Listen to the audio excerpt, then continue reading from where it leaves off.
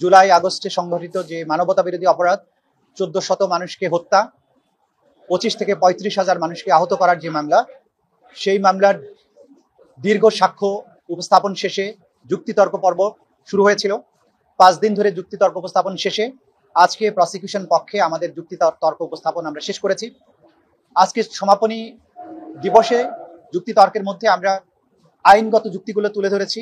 International law, international বিভিন্ন regulations, customary international law এবং বাংলাদেশের ল এর আলোকে জুলাই আগস্টে সংগঠিত যে মানবতা বিরোধী অপরাধ, এটা যে ওয়াইড স্প্রেড এবং সিস্টেম্যাটিক ছিল এবং আসামিরা তাদের জ্ঞাতসারে এই অপরাধগুলো করেছিলেন এবং কতটা নিষ্ঠুরভাবে গোটা রাষ্ট্রযন্ত্রকে ইনভলভ করে এই অপরাধগুলো সংগঠিত করা হয়েছিল, সেই বিষয়গুলো আমরা একটা একটা করে আদালতে তুলে ধরেছি।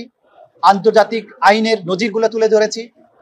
এই জাতীয় ট্রাইব্যুনালের যে সমস্ত জাজমেন্টগুলো আছে কমান্ড রেসপন্সিবিলিটির ব্যাপারে, জয়েন্ট ক্রিমিনাল এন্টারপ্রাইজের ব্যাপারে, ওয়াইড স্প্রেড এবং সিস্টেম্যাটিক হওয়ার ব্যাপারে, ফর্মার যুগোস্লাভিয়ার যে আইসিটি আর রুয়ান্ডা ট্রাইব্যুনাল, আইসিসি, এগুলো বিভিন্ন আদালতের সিমিলার ডিসিশনগুলো তুলে ধরে দেখিয়েছি যে আমাদের এখানে সংগঠিত অপরাধগুলো ইন্টারন্যাশনাল আইন অনুযায়ী তার কি পর্যায়ে আছে এবং সেগুলো ক্রাইমস এগেইনস্ট হিউম্যানিটি হওয়ার ব্যাপারে সেগুলো যে কোয়ালিফাই করে সেগুলো তুলে ধরেছি।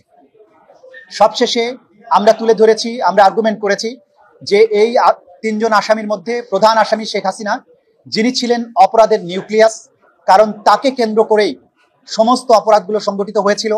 কারণ গত 9.5 বছর ধরে ক্ষমতায় থাকা অবস্থায় তার একমাত্র টার্গেট ছিল 2041 সাল পর্যন্ত তার পরিবারের, তার দলের শাসন ক্ষমতাকে দীর্ঘায়িত করা এবং বাংলাদেশে তার কোনো রাজনৈতিক প্রতিপক্ষ না রাখা, যারাই তার জন্য প্রতিবাদ বা প্রতিপক্ষ হয়ে দাঁড়িয়েছেন তাদেরকে নির্মূল করা।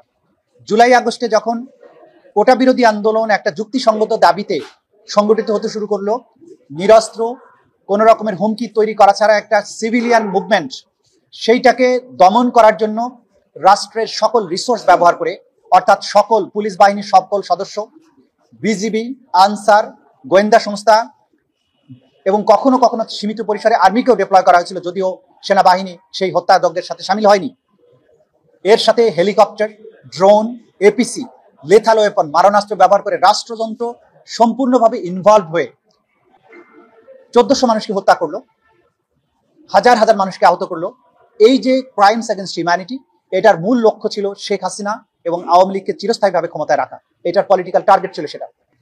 এবং কমান্ড স্ট্রাকচারের শীর্ষে বসে শেখ হাসিনা নিজে সবগুলো অপরাধ সংগঠনের জন্য হুকুম দিয়েছেন, যেটা তার কথোপকথন, টেলিফোনিক নির্দেশ, ফজলে নূর তাপুসের সাথে তার টেলিফোন কনভারসেশন, মাকসুদ কামালের সাথে তার টেলিফোন কনভারসেশন, হাসানুল হক ইনুর সাথে তার টেলিফোন কনভারসেশন, কর্নেল রাজীবের সাথে তার টেলিফোন কনভারসেশন, এগুলোর মধ্য দিয়ে তিনি তার জিঘাংসা মনোবৃত্তি ক্লিয়ারলি বলেছেন যে এই ছাত্রদেরকে তারা যেহেতু রাজাকার হতে চেয়েছে, অর্থাৎ এই ছেলেগুলো চেয়েছিল প্রতিবাদ করতে, তাদেরকে রাজাকার ট্যাগ দেওয়া হলো।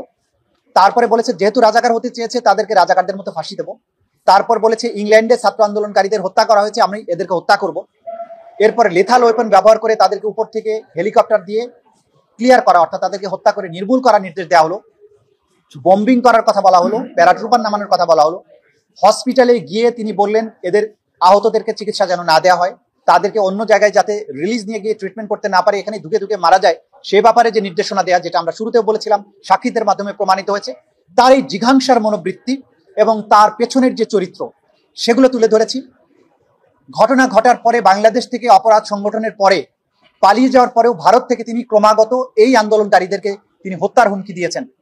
যারা বিচারিক আদালতে এই হত্যাকাণ্ডের বিচার চেয়ে মামলা করেছেন তাদেরকে নির্মূল করার কথা বলেছেন, তাদের বাড়িঘর জ্বালিয়ে দেওয়ার কথা বলেছেন। বোঝা যাচ্ছে যে হত্যাকাণ্ড, এতগুলো মানুষ মেরে মানবতা বিরোধী অপরাধ করার পরেও তার মধ্যে ন্যূনতম অনুশোচনা নেই। তিনি একজন হার্ড নাট ক্রিমিনালের ভূমিকায় অবতীর্ণ হয়েছেন। সুতরাং এই ট্রাইব্যুনালের মামলায় তিনি যেহেতু সকল অপরাধীদের প্রাণভোমরা ছিলেন, সুপার স্ট্রাকচারের, সকল স্ট্রাকচারের উপরে অবস্থান করতেন, তিনি অপরাধের নিউক্লিয়াস ছিলেন, তাকে চরম দণ্ড এই আইনে যেটা আছে সেটাই দেয়া শ্রেয়।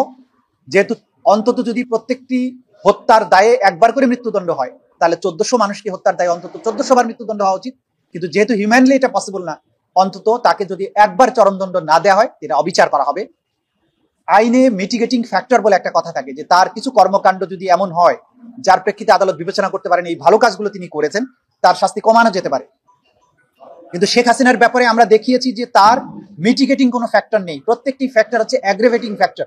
অর্থাৎ যে কোনো ফ্যাক্টরকে যদি বিবেচনা করা হয় তাহলে দেখা যাবে তার অপরাধে তার শাস্তির পরিমাণটা বাড়ানো দরকার, কমানোর কোনো সুযোগ নেই। সুতরাং তার ব্যাপারে আমরা বলেছি যে তাকে চরম শাস্তি দেয়াটা উচিত এই আইনের এই বিচারের মধ্যে।